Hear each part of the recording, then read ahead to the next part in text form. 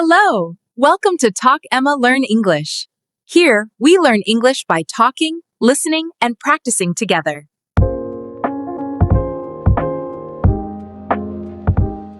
If you're listening right now, take a small breath, because you're doing something really good for your English today.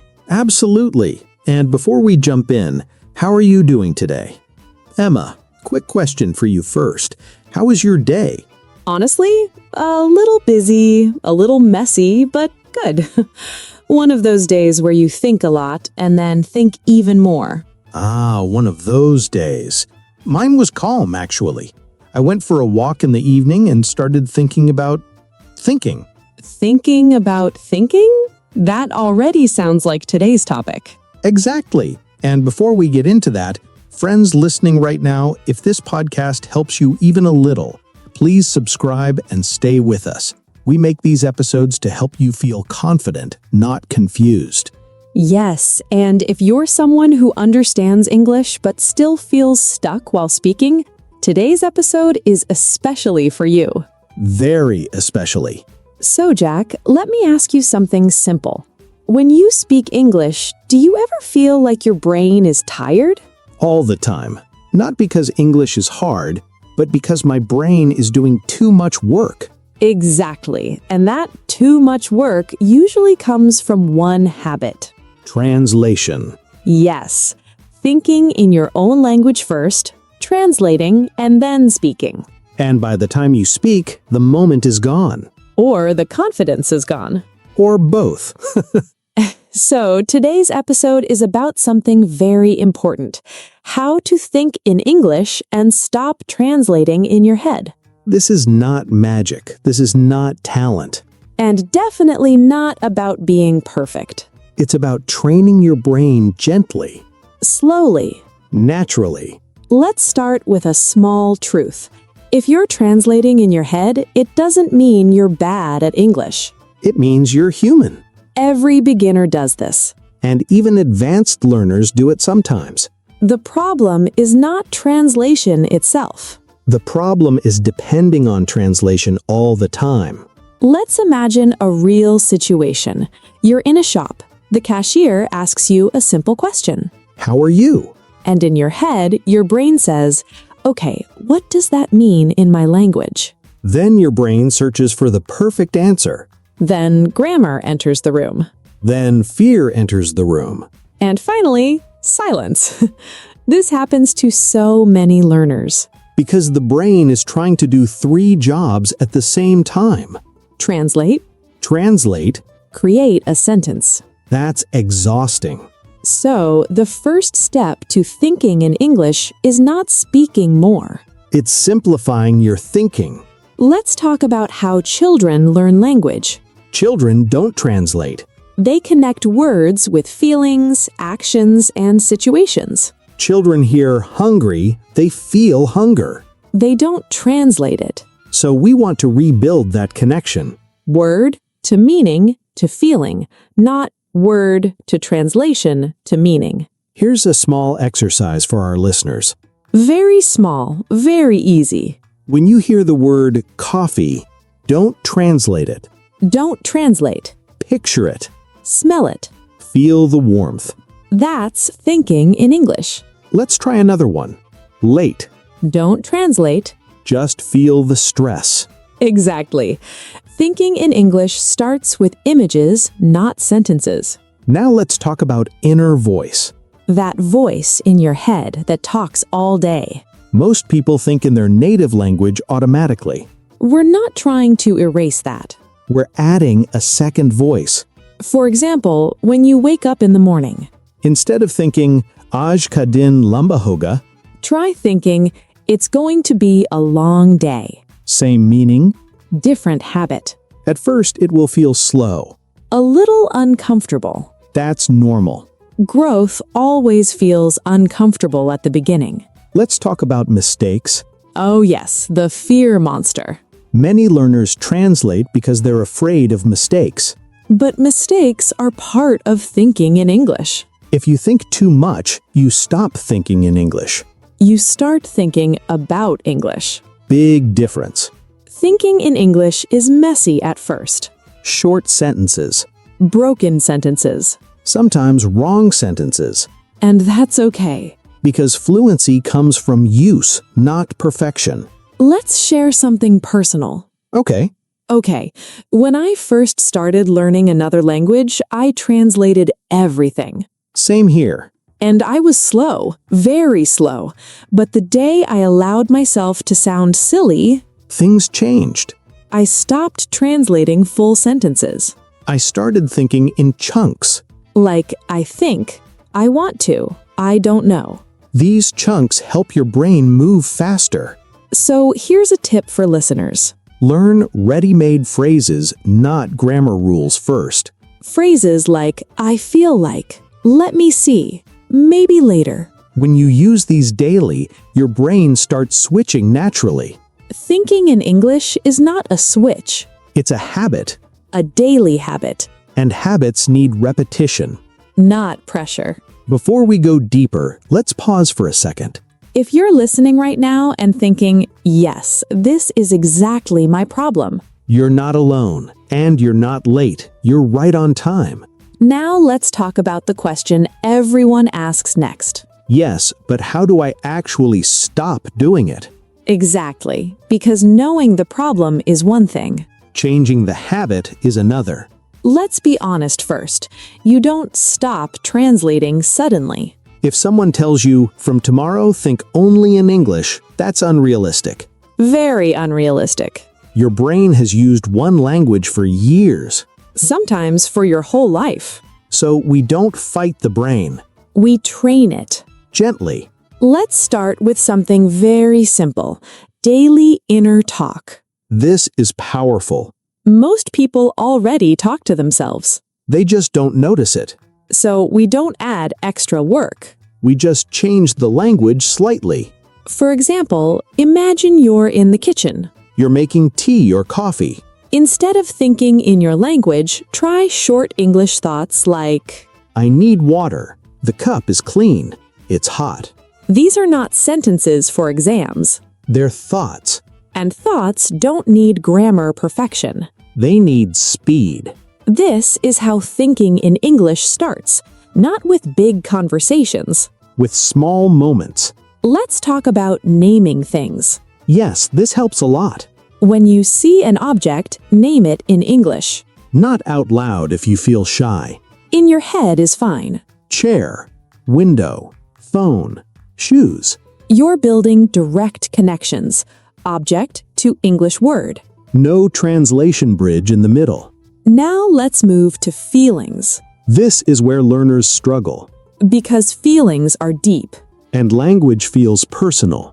But start small. Instead of thinking long, emotional sentences, Use simple feeling words. tired, happy, annoyed, excited.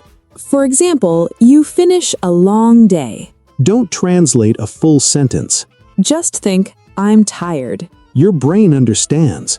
Now, here's a common mistake. Learners wait for perfect English to think in English.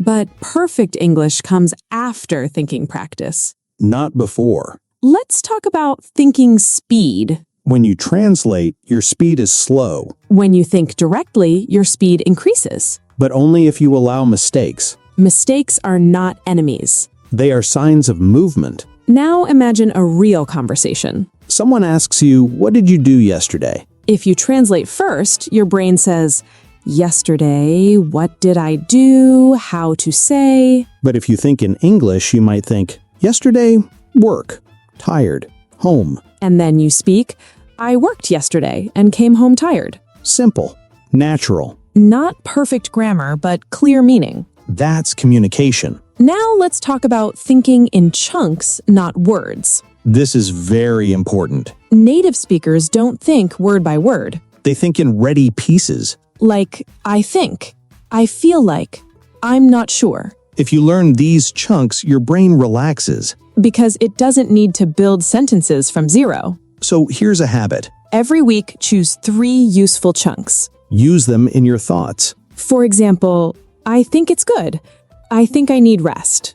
I think it will rain. Slowly, these become automatic. Now, let's talk about listening again. Because thinking and listening are connected. When you listen to English, Don't translate everything. that's impossible anyway. Instead, catch key words. Feel the situation. Understand the emotion. If you understand 60 to 70%, that's enough. Your brain fills the rest. Many learners pause podcasts to translate. That breaks flow. Try listening without stopping sometimes. Let your brain swim, not walk. Nice metaphor. Thank you. Now let's talk about self-pressure. This kills thinking in English. When you think, I must speak perfectly, your brain freezes. So change the rule. New rule. I just need to be understood. That rule is friendly. And realistic. Now, here's something fun. Talk to yourself in English when no one is around. In the shower, while walking, while cooking. Say what you are doing. I'm cutting vegetables. This smells good. I should hurry. At first, it feels strange. Then it feels normal. Then it feels helpful. Now let's talk about thinking without fear of accent.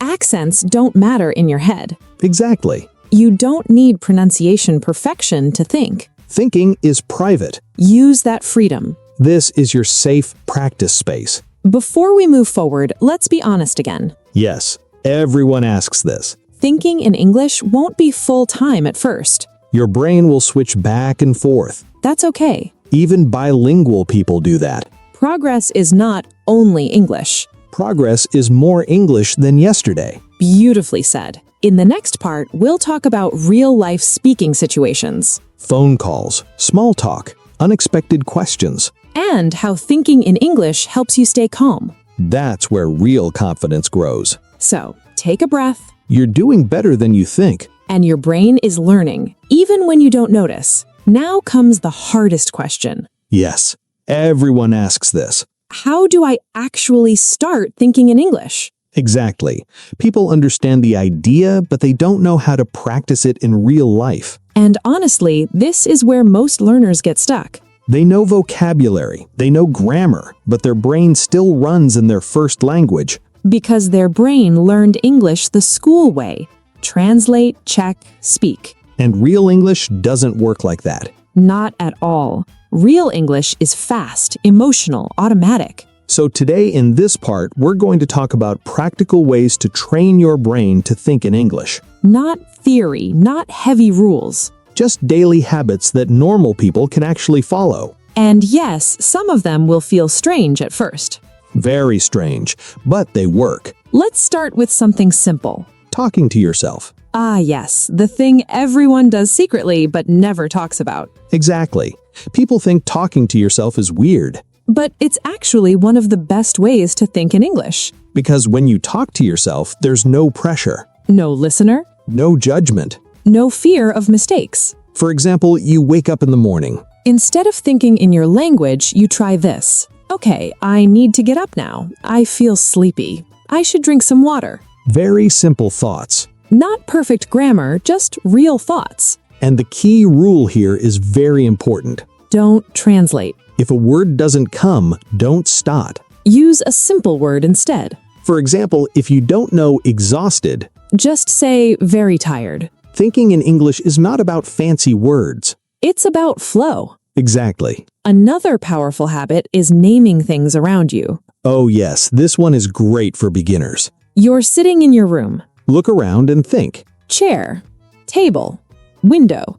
Light is on. The room is quiet. This sounds childish. But this is how children learn language, They connect words directly to reality. not through translation. And slowly, your brain starts thinking in English automatically. Now let's talk about a very common mistake. Thinking full sentences only. Yes, people believe thinking in English means full grammar sentences all the time. But that's not how the brain works. Native speakers don't think in full sentences either. They think in fragments. Ideas, images, feelings. For example, If you're late, you think, traffic again. Not good. Boss will be angry. not, I am currently experiencing traffic congestion, which may cause problems. Exactly. So give yourself permission to think simply. Simple English is powerful English. Now let's talk about emotions. because emotions help thinking. Yes, emotion connects language to memory. When you feel happy, angry, excited, tired. Name that feeling in English. I'm excited. I'm nervous. I feel calm. Even better, add a reason. I'm nervous because I have a meeting. This trains your brain to connect life with English. Another strong habit is thinking before speaking. Many learners panic and speak fast. But thinking in English means slowing down first. Before you answer, take 1 second. And think in English, not your language. Even one short phrase is enough. For example, someone asks you, "How was your day?" Instead of translating, Think busy, long, but okay. then speak. That pause is powerful. Now let's talk about listening. Yes, listening changes thinking. If you listen to English daily, your brain starts copying patterns. That's why podcasts are so helpful. You don't just learn words, You learn how thoughts are formed. how ideas flow. But here's an important rule. Don't translate while listening. If you don't understand everything, it's okay. Focus on feeling the message. Tone, emotion, context. Your brain will slowly adjust. Now let's talk about inner voice. Ah, the voice inside your head. Change its language. Even for small things. For example, when you make a mistake, Instead of thinking negatively in your language, try, "It's okay. I'm learning. I'll try again." this builds confidence too. Thinking in English is not only language training. It's mindset training. Exactly. And one more very important habit. Thinking in situations. Yes, Imagine situations in your mind. you're at a cafe. What do you think? I want coffee. No sugar. Sit there. You're at work. Need to finish this. Send email. Meeting soon. This kind of thinking is real English. And very practical. If you do this daily, something interesting happens. You stop translating without noticing. English starts coming naturally. And confidence increases. So if you feel slow right now, don't worry. Slow is normal. Silence is part of learning. Thinking takes time. And in the next part, We'll talk about mistakes, fear, and confidence. and how to stay consistent without stress. Because thinking in English should feel natural, not painful. We've talked about habits, practice, listening, and inner voice. But there's one thing we haven't faced directly yet. Fear. Yes, the fear that stops people from thinking in English. Fear of being wrong. Fear of sounding stupid. Fear of pauses. And fear of silence. This fear is powerful. And very normal. Almost every English learner feels it. The problem is, fear pushes people back to translation. Because translation feels safe. Your first language feels like home, English feels like a guest room. uncomfortable at first. But here's the truth learners need to hear. You don't stop translating by force. You stop translating by trust. Trusting that simple English is enough. Trusting that mistakes won't break you. Trusting that people understand more than you think. Let's talk about mistakes for a moment. Yes, because learners hate mistakes. But mistakes are part of thinking. Even in your own language, you don't think perfectly. You stop mid-thought. You change words. You repeat yourself. So why expect perfection in English? That expectation creates pressure. And pressure kills thinking. Thinking in English needs space, Calm space. mental space. That's why confidence matters more than grammar. Confidence allows your brain to relax. And a relaxed brain learns faster. Here's a simple rule learners can follow. If your message is clear, it's good English. Even if grammar is not perfect. Now let's talk about real conversations. Because that's where thinking in English really shows.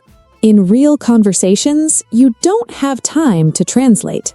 So what should learners do? Prepare thoughts, not sentences. That's important. For example, common questions. How was your day? Don't prepare a full answer. Prepare ideas. Busy, long, but okay. Then speak. My day was busy but productive.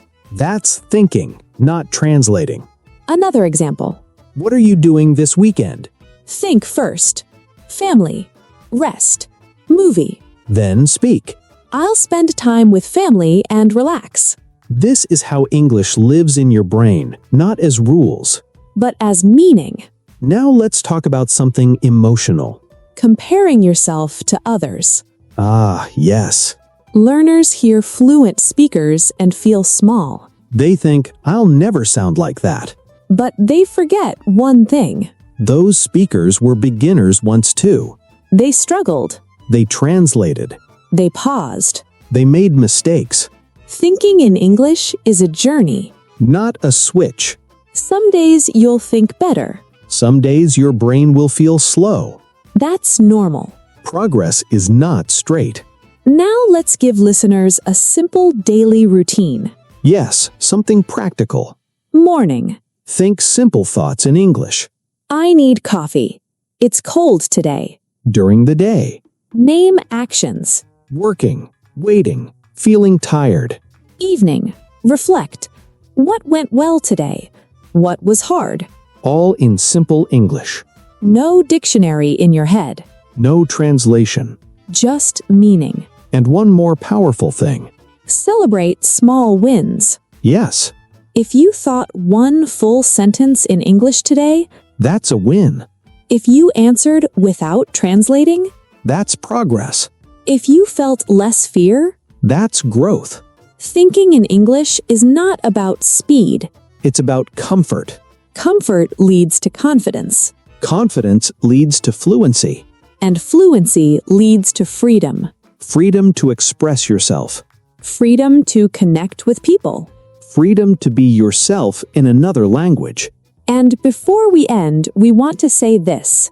Be patient with yourself. You're not late, You're learning.